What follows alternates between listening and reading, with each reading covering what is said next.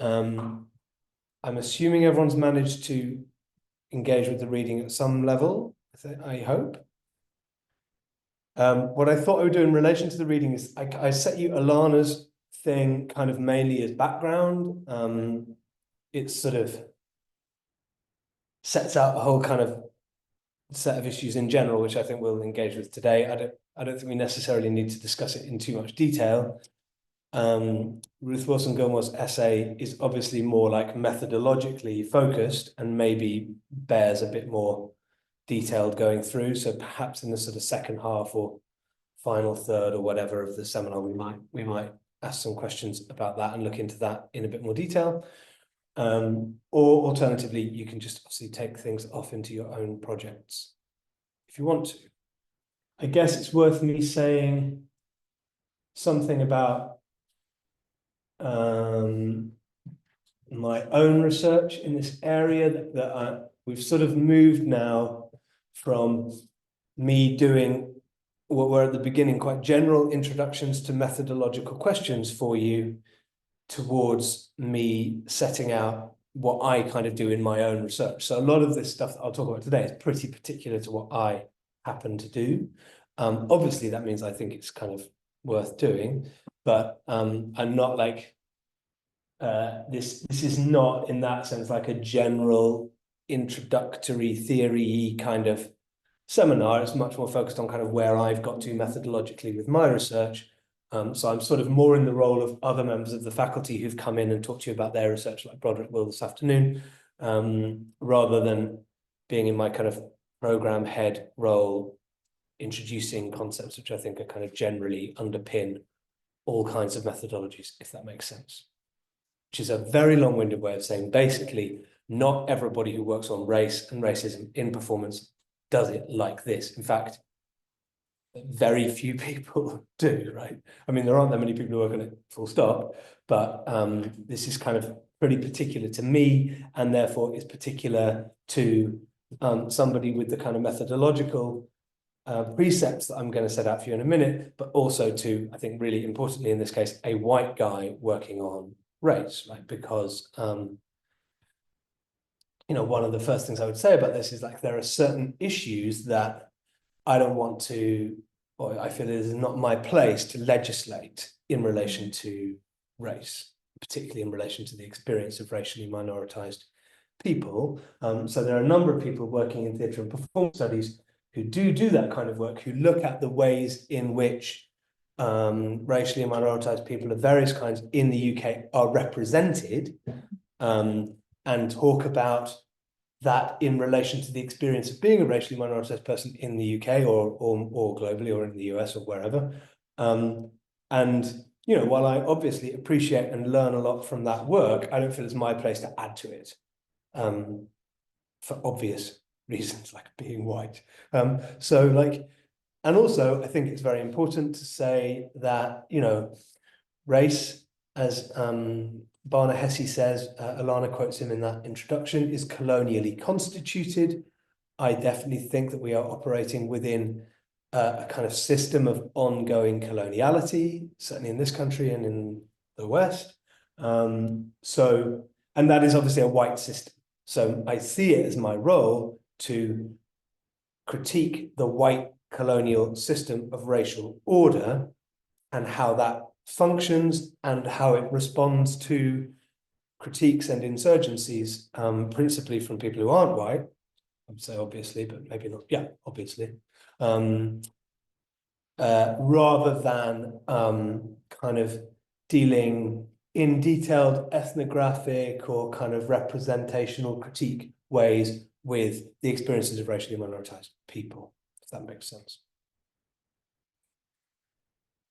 In terms of terminology, I should probably say that I'm not a fan of global majority as a kind of moniker. It's not like, I think it's, I understand why institutions use it, but I don't think it's necessarily in research terms that useful. And certainly in the kind of seminars and reading groups that I'm in, which are mostly focused on like anti-colonial studies and anti-racist studies, and mostly outside the UK, most people have no idea what it means. So I don't tend to use that terminology, although I would kind of in an institutional context. I tend to say racially minoritized if I'm talking about people in white-dominated societies, and try to be as specific as I can in the kind of terminology. I just want to, for example, a friend of mine who was a theatre director who died a couple of years ago. He was British Bangladeshi, I think he would have described himself as, and he said to me, I said South Asian at some point. I was like, South Asian, and he said, "Don't say South Asian. I'm not like Rishi Sunak." So, I think we have to kind of be aware that that racialized terminologies really shift and change and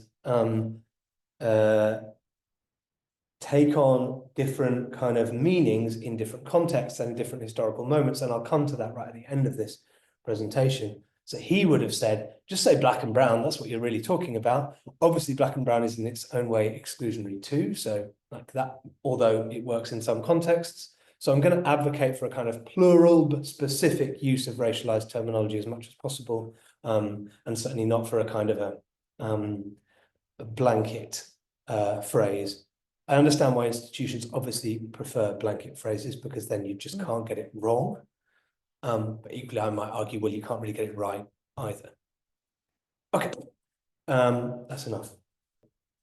Yeah, we started off by thinking about materialism, and I guess my point there is to say, when you're thinking about methodology, you have to think about very, very fundamental commitments. For example, if you are thinking about, as I am in my research all the time, political economy, the way that society is organized, and if you have a broadly kind of Marxist or post-Marxist or Marxist-informed way of thinking about those things, then you have a commitment to materialism, okay, and to thinking always in material terms, right?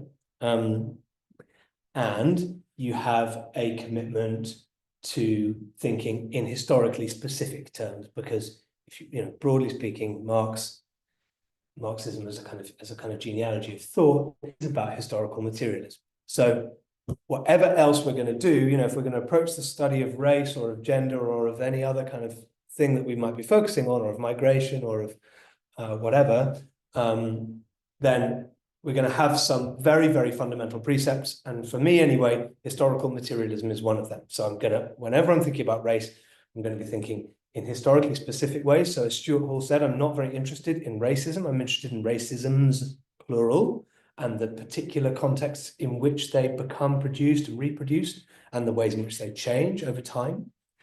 And I'm going to be thinking in materialist ways about race, which means that I am not going to be thinking of race as a set of ideas that kind of start getting somehow to people's heads and make them biased or discriminatory or something. And that is the process whereby race and racism kind of do their work in the world. Okay. So if you are going to start with a historically materialist way of thinking about race, then I'm going to jump ahead to Fanon here.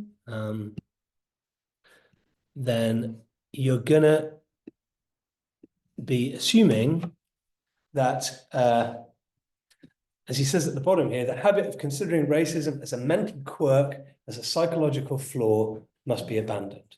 Okay, so any kind of historically materialist account of race, or rather any materialist account of race, historical we'll come to, is gonna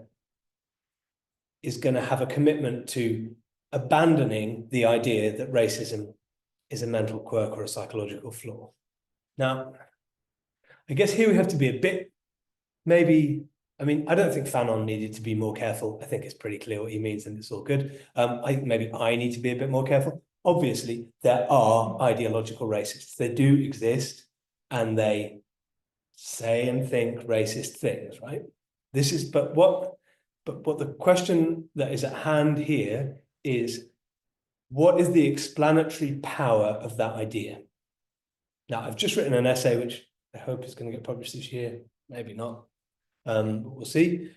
That essay basically argues, or one of the arguments that it makes, is that Since about kind of global financial crisis or just afterwards, we saw a rise in anti-racist movements. We saw like a rise in Black Lives Matter and in other kind of forms of anti-racism. And certainly, like if you're looking at theatre or television performance, there were loads and loads of sort of pressure groups were formed to say things like, you know, stop doing yellow face in opera houses, stop doing, you know, kind of forms of sort of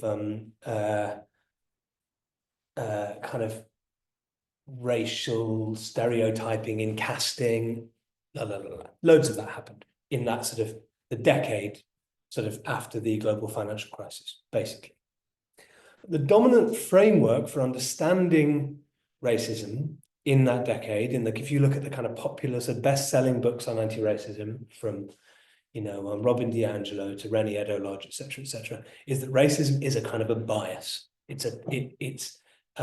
They're more or less subtle and engaged in terms of how they think it is propagated, but all of them at some point latch onto the idea that for whatever reason, people get an idea into their heads, and that is how then other people experience racism. So at some point, for example, they might say structural factors produce assumptions of racial superiority, which they might call white privilege, and then that gets into people's heads, and so there's the attitudinal kind of move that then produces racist outcomes. Okay. Now, some of those accounts say, for example, that is a result of structural privilege. So they're not completely kind of anti-structural in their arguments. They do sort of say, basically, at some point it becomes attitudinal. Some of them, so Rennie Edo-Lodge says this, for example, she says, institutional racism is basically a load of really biased white people in an institution producing policies and practices and so on, and that's how institutional racism happens. So here is a bit of a divide in anti-racist studies, to be frank about it, between the kind of more materialist strand and the more liberal and somewhat attitudinal or immaterial kind of strand, okay? So what I've just described to you, I would describe as basically being liberal.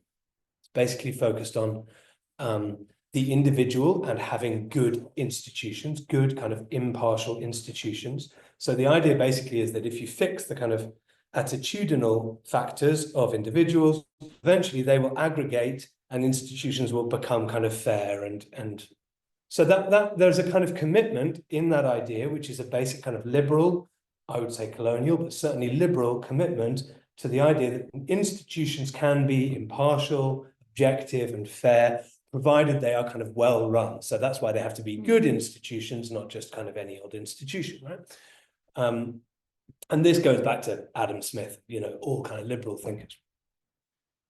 The other strand of it is people like Kwame Ture, for example, and Charles Hamilton in the 1960s, and a whole strand of kind of more materialist thinking about race since then that says, no, it's not really about people's attitudes. It's about fundamental political, economic conditions. And they describe them, Ture and Hamilton in the late 60s described the US as a situation of an internal colony, or of Black people in the US as constituting an internal colony. They wouldn't say, by the way, African American. There's another example of why terminology has to be specific. They would bore me out for saying African American. So they would definitely say Black people, because they're talking about those people as constituted by a colonial system. So we have this kind of divide here, and Fanon is definitely on the Ture and Hamilton kind of materialist half of things when he says basically racism is something that is permeated through an entire society, and it is produced by conditions of, for some reason, higher technical development, right? And at the point when when certain groups or certain countries or certain societies become more technically, militarily, and economically developed, they can legitimate their position by kind of producing a sort of racial order which sort of tries to naturalize and dehistoricize and kind of fix it, okay? And this is why Ruth Wilson Gilmore calls, or uses Stuart Hall's line, she calls race a fatal coupling of difference and power, okay? That's Stuart Hall's line from way back, but she picks it up. Okay. So there's a kind of important divide to be thought of. And the reason I've called this work as racial capitalism is to signal that I am on one side of that divide. I just want to reiterate, I don't think that attitudes are completely unimportant. Obviously, they have bearing on certain situations and they have significance. I don't, however, think that they have as much explanatory power as racial capitalism as a way of analyzing racial orders. So that's why I'm setting them to one side. And also I think they have the problem of being quite easily co-opted to counterinsurgent usage, right? So for example, the sort of white privilege insurgency has been really effectively nixed. It's, you know, we're in a period now of backlash against identity politics.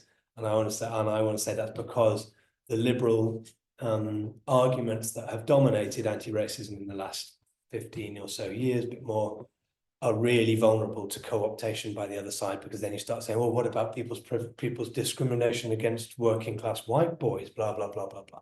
And off we go into this kind of false equivalence territory in which racial order evaporates, and suddenly it's just different people have different prejudices and different discrimination and la, la, la, la, la, and everything's all the same. And any political, economic, or historical account, any historically materialist account of racism just goes out the window. So that's why I want to set aside the attitudinal stuff and stay with racial capitalism as a kind of explanatory framework. In passing, while we're here, I just want to mention that Toward the African Revolution, Fanon's book is, to my mind, his best book on these issues. I mean, I love all of his work, it's amazing, but people tend to really focus on black skin, white masks if they're in the kind of affect world and the sort of psychoanalytic or psychological kind of understandings of racism place, either affective or psychological or both. And then they tend to focus on Wretched of the Earth if they are in the kind of anti-colonial camp. Actually, I think the two books are pretty well synthesized by the essays in Toward the African Revolution. You can kind of get both sides there. So if I had to teach only one of those three, I would probably teach Toward the African Revolution personally. Which is not to say don't read the other ones, it's just to say everyone avoids Toward the African Revolution. I think you should read it. There we go. Good. So Alana's definition of race, which I find extremely helpful, is that it is a technology for the management of human difference, the main goal of which is the production, reproduction, and maintenance of white supremacy on both a local and planetary scale. It's very important then that we think of racism, if we're not thinking of it as a psychological quirk or a kind of bias, then, or not only thinking of it as that, then we have to make sure that we are thinking of it within the context of racialized order, which is produced by race as a thing, right? And the way that I have to do this quite a lot because I go in and work, you know, with people outside universities on questions of race and racism. And I usually have to start with a kind of, by the way, everyone, this is like Racism 101. And my Racism 101 usually starts by saying something like, race is not a thing in the world. It is, or rather, it is something that does something in the world rather than something that is in the world. So rather than assuming that there are these things called races in the world at some level, whether or not they're biologically determined or whatever, and therefore race is basically defined as the presence of people who aren't white, ultimately, that is, to my mind, an extremely unhelpful and inaccurate way of thinking about it. Much better to think about it as something which does something in the world, as a way of maintaining, producing, reproducing, and maintaining white supremacy, okay? So what that view basically, the sort of background of that view would be, as Alana says in the chapter that I gave you, in Stuart Hall's discursive conception of race, where he basically says, look, there probably are differences between people in the world. People look different. Those differences are to some extent legible, culturally legible, phenotypically legible, whatever. You know, there's no point in pretending that's not true, But what is important about it is that it becomes a pretext for asserting differences between people that are hierarchically organized, that are historically continuous, and that are kind of essential, that kind of cannot change, right? So if we're thinking back to materialism up here, the opposite of materialism might, or rather one of the opposites of materialism might be kind of essentialism, right? So rather than thinking, well, material conditions change and therefore people and ideas change, you might say, no, things just stay the same. Women are just like this, men are just like this, whatever, white people are just like this, so on, so on, so on. You might say, no, hang on a second, materialism means they can change, and therefore the important thing is that race keeps changing the way in which people are ordered, but it does so in such a way that asserts its kind of trans-historical continuity. Does that all make sense?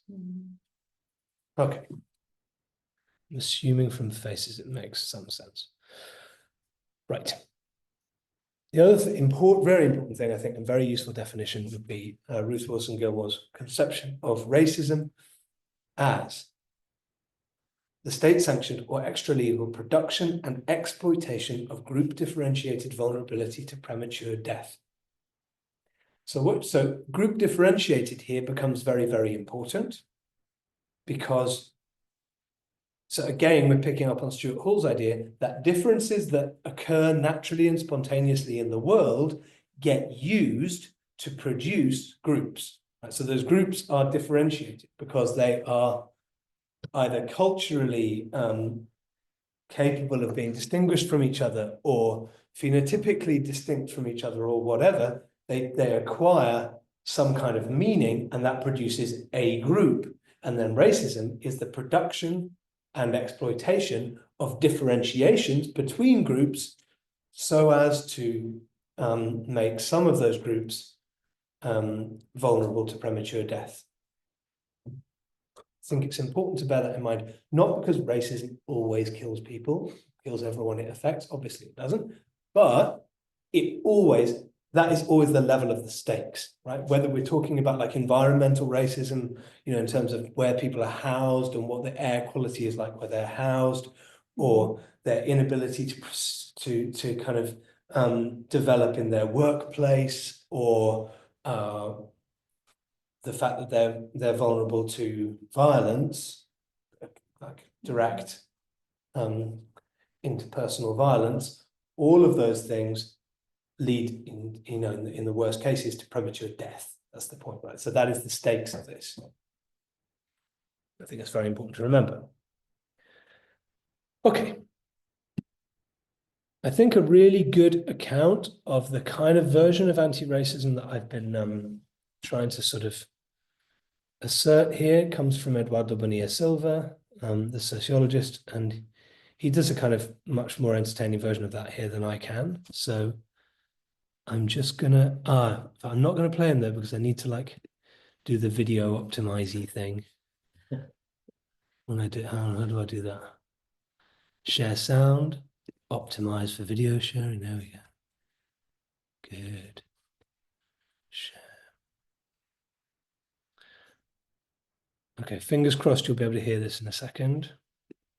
The KKK, or more recently, Clive Bundy, the Nevada rancher who said that blacks were better off during slavery picking cotton. Sorry, I touched the screen. Sorry.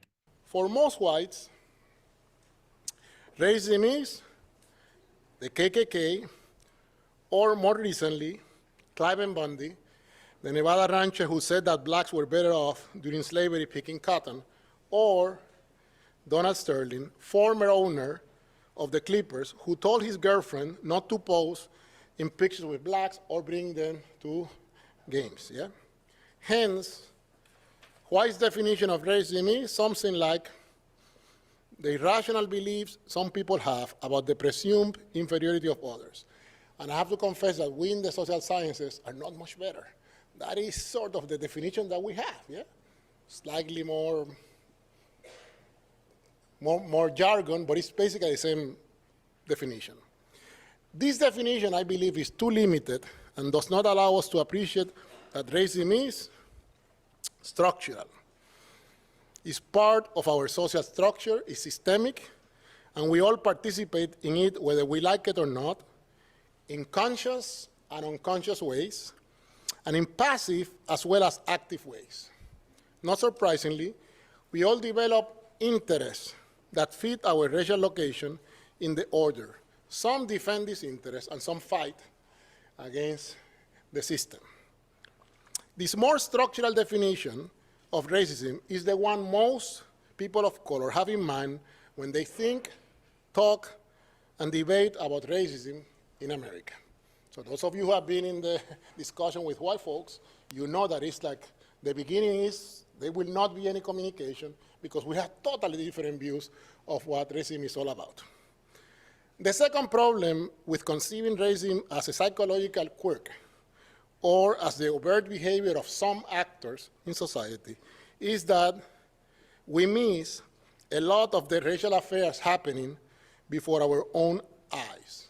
As I will argue soon, the bulk of racial events and behaviors nowadays are subtle, institutionalized, and apparently non-racial. And this is easy for me to discuss in a campus because that's the kind of coin that you transact out there. Yeah? No one is a racist at Brown, but racism is part of the landscape every day. Yeah? Therefore, I already see some people looking like, yep, sounds right. Yeah? Therefore, white conceptualization of racism is ultimately self-serving, inadequate, and ideological, by which I mean it helps sustain the notion of America the Beautiful, where racial issues are, as we love to say in universities, yeah, isolated incidents. And of course, as a social scientist, I know that if we have an isolated incident today, tomorrow, the next day, then there is a pattern. And therefore, it cannot be just an isolated problem. Okay.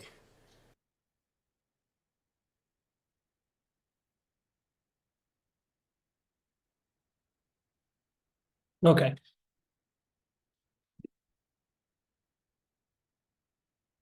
So, by the way, Eduardo Bonilla Silva is speaking at LSE, like really soon. You should go and hear him, he's great. I'll tell you when it is. I'll look and I'll tell you. Okay, cool. So, he gives us what he calls the white or folk view of racism. And this is kind of what I've already said, but I'm just going to, he says it rather better, so I'm just going to kind of reiterate it in his terms, which is that it is an irrational belief about presumed inferiority. But he has two critiques of that. One, what about interests? What about racial interests? And what about just simply having a racial interest in your location on the wherever you are on the spectrum? What about just having like interest in better access to employment, housing, whatever? So he says it has nothing to say about interests, so that's a problem. Which obviously this is interests are always a material question. And secondly, what about incidents? So this is a more sociological critique. What about incidents that are subtle, institutionalized, and apparently non-racial? What about that? What about the fact that, so I met a lawyer a while ago who works on like equalities, and she'd successfully prosecuted the DVLA for some aspect of the driving test because they could show that Black people didn't do as well on this. I can't remember which bit of it was, but some aspect of the test that you have to take to be able to drive, get your license. There was you could see that at a statistically significant level, Black people were doing less well on this bit of the test, and she basically successfully prosecuted the DVLA because the argument was, well, that's a problem. It doesn't matter. It doesn't matter that driving is apparently non-racial or taking a test is apparently non-racial. It's irrelevant. Here's the evidence that they don't do as well. You've got to do something about it, and they get fined or whatever. They have to change it. So it has nothing to say about subtle, institutionalized, and apparently non-racial phenomena, incidents. Okay. So therefore he critiques this by saying this is a self-serving, inadequate, and ideological account of what racism is. So let's come up with a better account. There's there. His account, by the way, is well laid out in his book, which is nearly 10 years old now, called, the second edition is nearly 10 years old, called Racism Without Racists. So let's jump back to Stuart Hall, 1978. He said, I want to insist that racism is not a set of false beliefs which swim around in the head. So this is all pretty familiar to us now. They're not a set of mistaken perceptions. They arise because of the real material conditions of existence. They arise because of the concrete problems of different classes and groups in the society. Racism represents the attempt ideologically to construct those conditions, contradictions, and problems in such a way that they can be dealt with and deflected at the same time. Okay, so this gives us some methodological stuff to work with, right? Because he's saying, okay, different racisms crop up at different times and in different places, but not for like no reason. Not like, ooh, look, suddenly everyone in Nottingham got racist. That's weird. That's not what's happening, right? But he is saying it's true that suddenly everyone in Nottingham got racist. So what is happening, right? So, and that means you have to look at, as he says here, the real material conditions of existence within a local place or a, you know, or of course globally. Okay. And then you have to think about how racism is ideologically constructing those conditions, contradictions, and problems in such a way that they can be dealt with, so they can be somehow kind of explained, but also deflected. So the explanation can deflect us away from addressing the kind of root causes of the problem. Okay. Mm-hmm. So that seems to me, this is my kind of attempt to sort of produce a better definition or a better kind of, not a better definition, a better sort of methodological set of commitments than these ones over here that, you know, that Edward Lascelles is so irrational and, self-serving, inadequate, and ideological. Okay. One of the big people here to be drawing on is this guy, Neville Alexander, South African, I guess you'd call him like anti-apartheid activist, who was jailed with Mandela and Robben Island and wrote a lot in jail and outside about racial capitalism. So racial capitalism, therefore, arises as a system, as a kind of way of addressing those questions that Stuart Hall left us with about the real material conditions of existence within a particular place and how racism constructs them in order to deal with them and deflect them at the same time. Now, South Africa was a kind of interesting case here because what they observed was that capitalism was operating with and through the system of apartheid in such a way that race was incorporated into that system.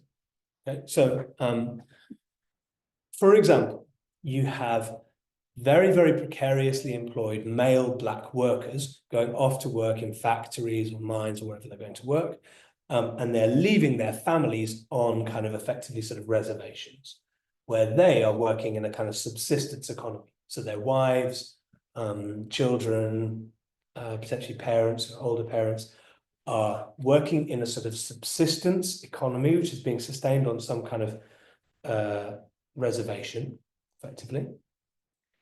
And the men, therefore, go as individual, a bit like your Romanian guys, for fixed periods of time. They travel effectively, not as far as your guys are traveling, but you know, a little distance, and then are employed at kind of very, very low wages, much lower wages than they could be employed for if they had to take their families with them, had permanent jobs, whatever. So what he's saying is, this is not a situation in which Black workers are faced with two autonomous intersecting systems of domination.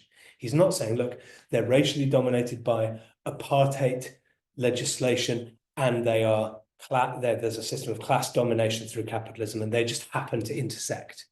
He's saying, no.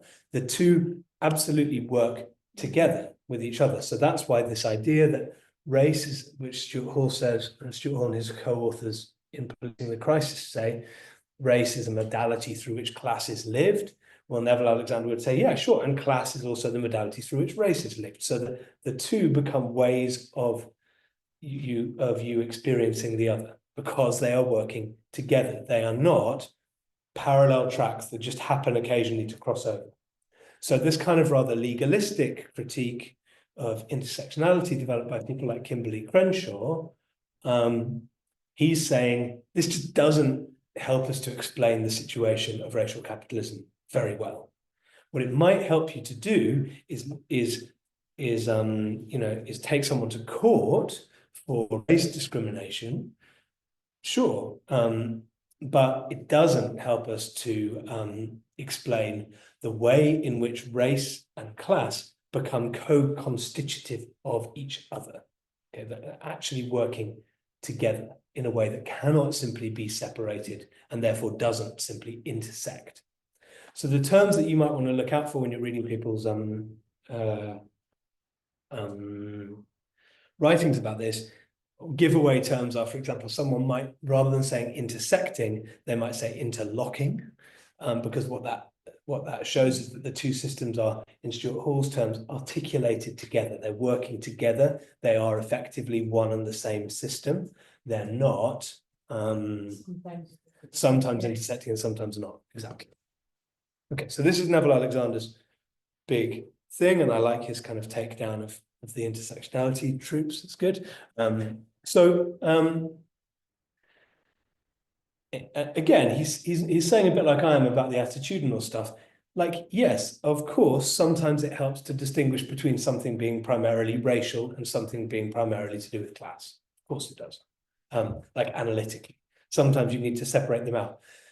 But if you ever separate them out in such a way that you start to assume that they're operating independently of each other, he's saying you've missed the point. Okay.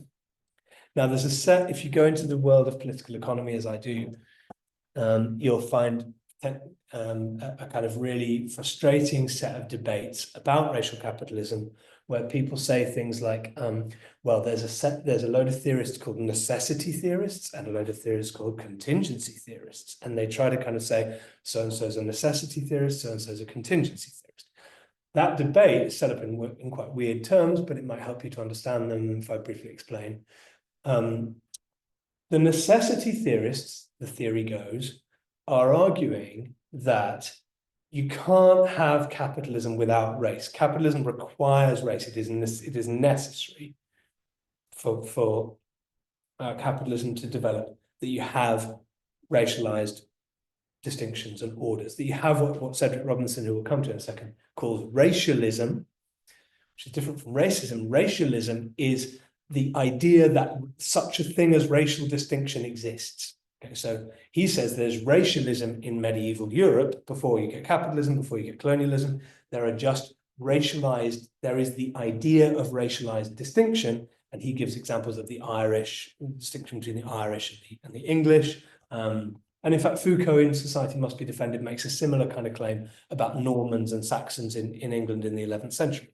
That there's a kind of racialized distinction between these groups who are not, in our terms, or to our understanding, racially distinct. So what he's saying is Europe was already racialist before race, the colonial system of race developed. Okay. I've lost my train. No, I haven't come back. Okay, so there are people that these so-called necessity theorists want to say you can't really have capitalism without those, without that kind of distinction. It just doesn't work. And then there are contingency theorists who say it could work, but it never had to because there was always race as a thing. So the two just kind of happen to evolve together. But there's no need for them to. Usually in those debates, this is worth remembering, Cedric Robinson, who we'll come to now, in fact, gets characterized as a necessity theorist. Usually because those people have only read one book of his, which is called Black Marxism, which is the most kind of necessity-ish. I don't think it is. I think it's a misreading, but it's the one that goes most in that direction. And they've never read his other stuff. And so they just think, oh yeah, he must be a necessity theorist, which I think is completely wrong. But those are the terms of the debate. I think what they fundamentally miss is that capitalism is not some kind of abstract thing that was wafting about in the ether and then got applied to social systems, and nor is race. That neither of them is sort of something which is worth considering at that level of abstraction, because they are historically specific systems that evolved under were developed under certain circumstances. So I would say the whole kind of debate is sort of ridiculously, sort of pointlessly abstract, because it posits this idea of capitalism as like that there's some kind of capitalism which has never actually existed. And then, you know, you end up having these conversations where people are like, well, could that kind of capitalism be not racial, or would it have to be racial? And like, what, like, who, I mean, really, who cares? Or even like, or even not even who cares, but like, what does that even mean? It's very weird. Anyway, that is a big debate, and you might hear Cedric Robinson get called a necessity theorist in the context of that debate. I say that because I talked about him at Historical Materialism last year, and a couple of Marxist bros were like, whoa, this is like, what are you talking about? Because they all thought, oh yeah, he's a necessity theorist. So I don't think he is, but I think, interestingly, his last book, Forgeries of Memory and Meanings, 18 years old now, is the least necessity-ish of his books. And in it, he develops this idea of the racial regime. Now, this is an idea that I'm working with, my book, which will take me years and years and years to finish, but it's kind of central to my book. The reason for that is that it gives us a way of thinking about how those situations that Stuart Hall described start to emerge, how race renovates itself, recalibrates itself, reinvents itself, reproduces itself in a way that is consistent with an account of racial capitalism, and not simply some sort of kind of genealogy of differing attitudes, where people are like, oh, isn't it funny? They used to really not like Muslims, and now they do, you know, whatever, some kind of weird sort of like a discursive genealogy you might produce. It's not about that. It's about saying, how have the material conditions of existence shifted, and how have they produced different kinds of racial order in different specific historical moments. Cedric Robinson does this in relation to late 19th century theatre and early 20th century film in the States. Sorry, what was the concept called?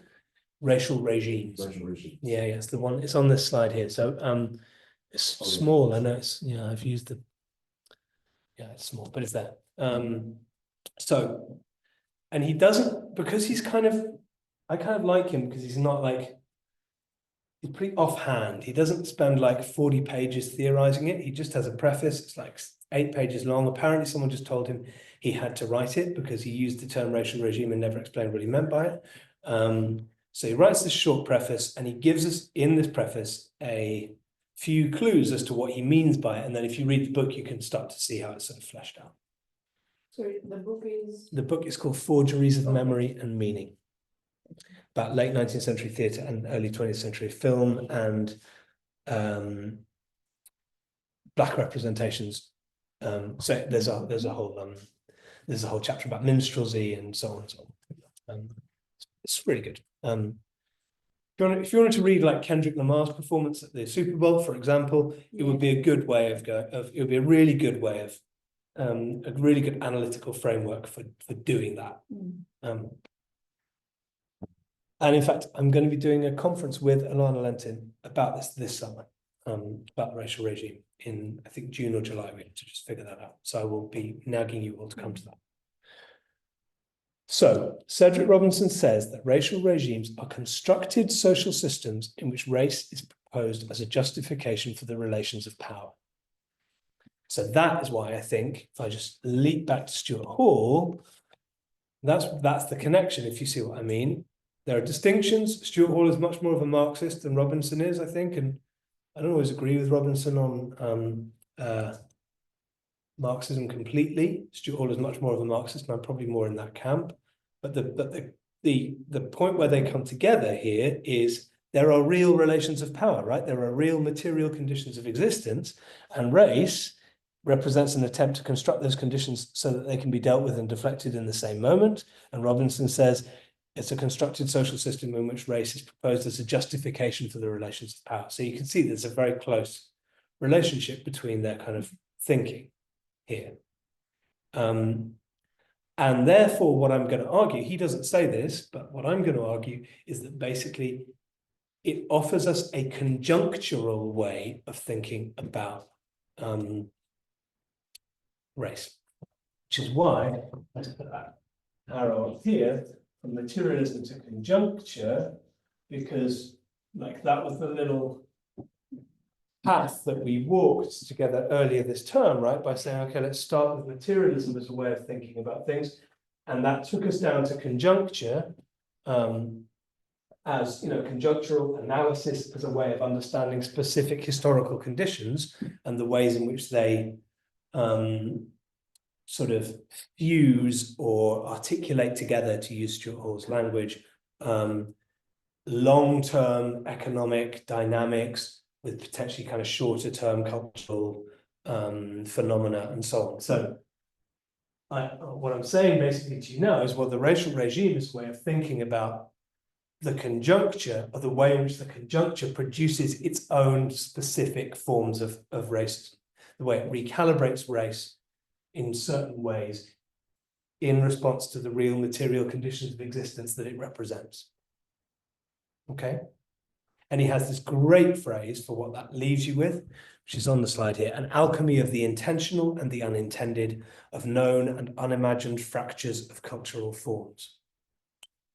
So what he's saying is, you need to kind of look at this, for example, Kendrick Lamar's performance at the halftime, the Super Bowl, or whatever it is, and go like, okay, this is a weird alchemy of deliberate and unintentional things, and of sort of old bits of the last racial regime that have been sort of pulled out and stitched back together in new ways, and so on and so on. And you have to think about the ways in which kind of putatively culturally resistant performances like Kendrick Lamar are also going to be sort of fused together or articulated together with much more conservative or kind of counterinsurgent responses and so on, to construct a new kind of racial regime. Right? So, for example, in America, one of the things I think that is very telling about that performance is that there was a guy there who had a flag with Gaza on there was a Palestinian flag, had Gaza, and was it Sudan or Congo? I can't remember. Sudan, I think, was the other one. Yeah. Well, that's interesting, right, in terms of the racial regime in the United States right now, because one of the hostilities that has been really ramped up is hostility to immigration, obviously. And so those are political commitments that you might have if you are a Black immigrant, much more than an African American. Right? So there's a kind of, potentially you might say, oh, it's interesting that he was allowed to do all of this kind of African American culture stuff. That's all great, no worries about that. The minute some guy signals allegiance with immigrant populations, Black immigrant populations in particularly, I think a lot of them are Francophone, and they're marked out by the fact that they speak French in the States. Now, that becomes a problem, and immediately like 6 white cops jump on the guy and get rid of him. So there's something interesting going on there in terms of what the racial regime is, sort of what kinds of racialized representation are being sort of allowed, endorsed, and which ones are being shut down. Aidan. I was just thinking, because we ended up talking about Kendrick Lamar's halftime Super Bowl show in my last research training over in college. Oh, okay. And I think the thing is, it kind of made me feel a little bit uncomfortable in the sense of everyone was saying, oh, this is such a performance of resistance. And I think the way I've been trying to read it is actually, I feel like the very fact that Kendrick Lamar and his music, and so much of, say, like To Pimp a Butterfly has been not featured in this show, is more a statement of capital and neoliberalism's ability to subsume culture to the point where that's allowed. But yes, as you said, the guy with the flag, not allowed. So I find that a little bit more harrowing and troubling than actually, say, than not even letting Kendrick Lamar perform. Yeah. I think this is a really interesting problem I think we have in looking at racial regimes, is the fact that they are always products or ways of representing real social relations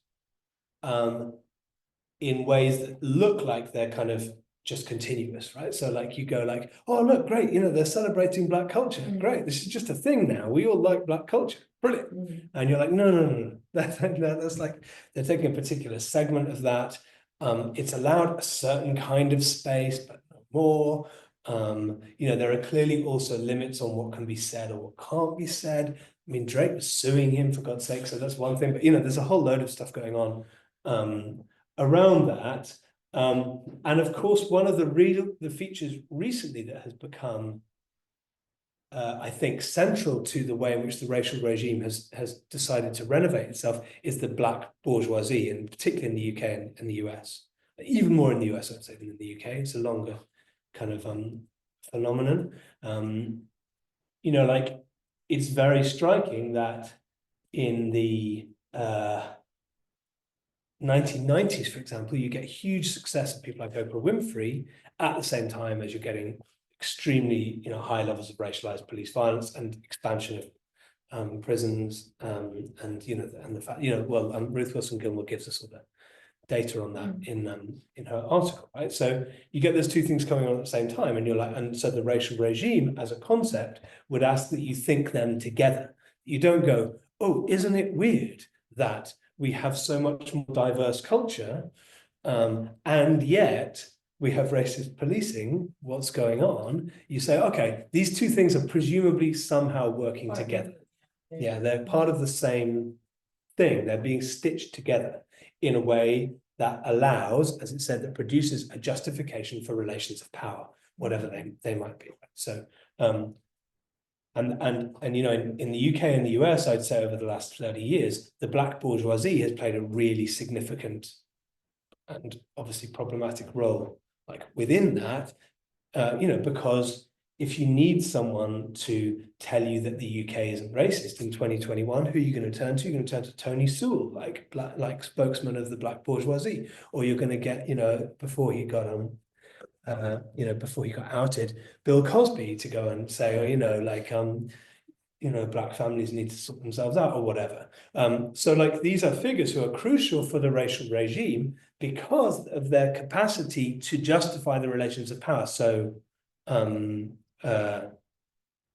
successfully, because the racial regime is always responding not only to kind of specific social relations, also to anti-racist insurgency. So it's being attacked all the time. People are going, you're racist, stop it, you know, to put it bluntly. And it's having to respond in some way to that attack. So it has to go, no, we're not racist or whatever. And that's why we get this. In fact, there's a whole chapter in Alana's book about this, about the kind of not racist meme, where, you know, where, I don't know, the royal family say they're not racist because Prince William's got a Black best friend or something. And they, you know, he suddenly does TV appearances with his Black best friend who no one's ever seen before. It's like, this is exactly the kind of way in which the racial regime recalibrates itself in response to critique or insurgency or, you know, whatever, right? So it's exactly those kinds of contradictions that this concept is trying to help us to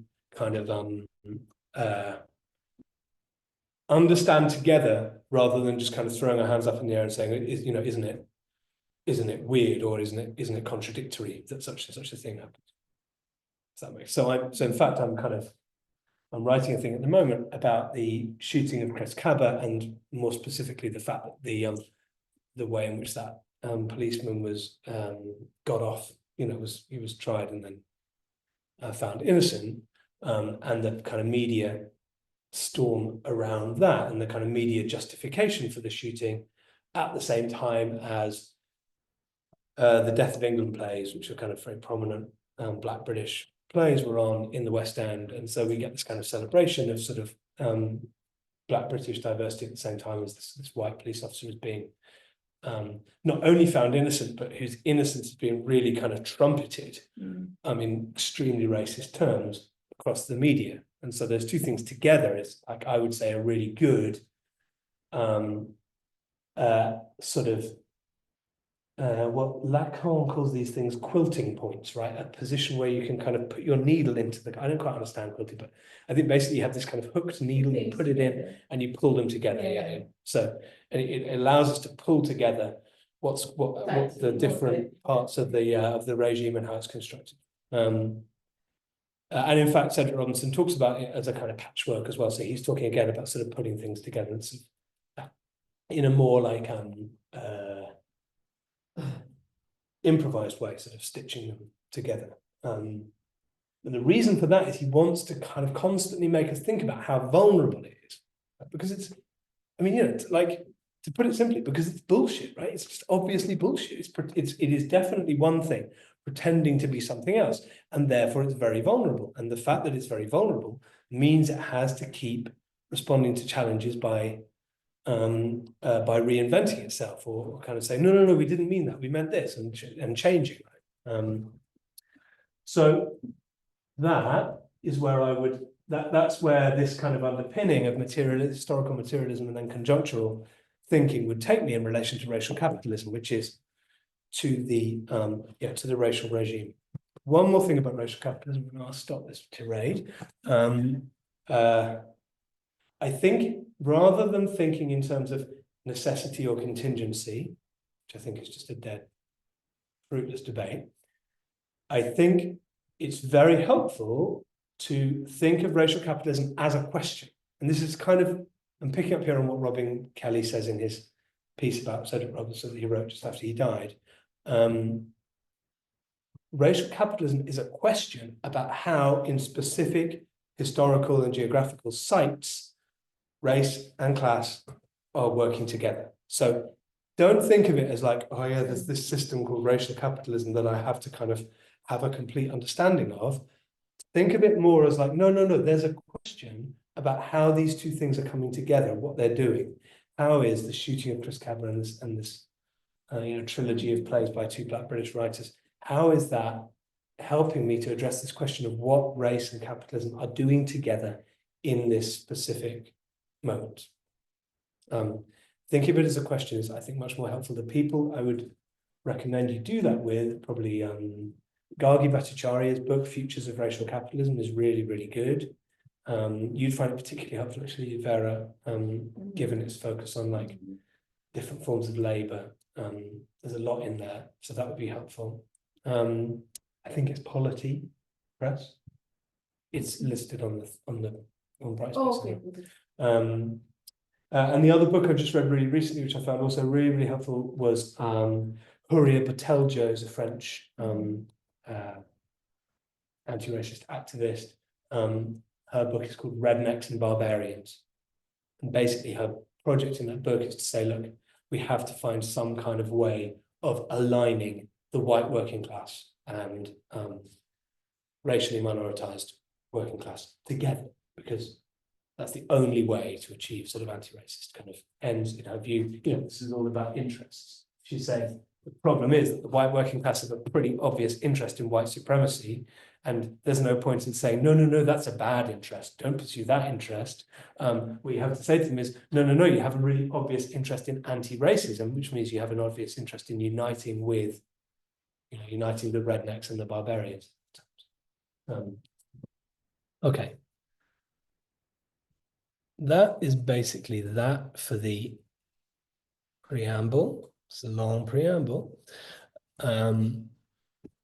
I think maybe it'd be an idea if we had a little break and then came back and talked probably primarily, I think, about Ruth Wilson Gilmore's article, but also maybe anything else you want to bring up. Is there anything, though, that anyone has in their head now and is going to fall out of their head if they spend 10 minutes doing something else? No? Shaking heads here? Amy's shaking head. Good. Okay. Aces, I will see you in, let's say 20 past 11, 10 minutes.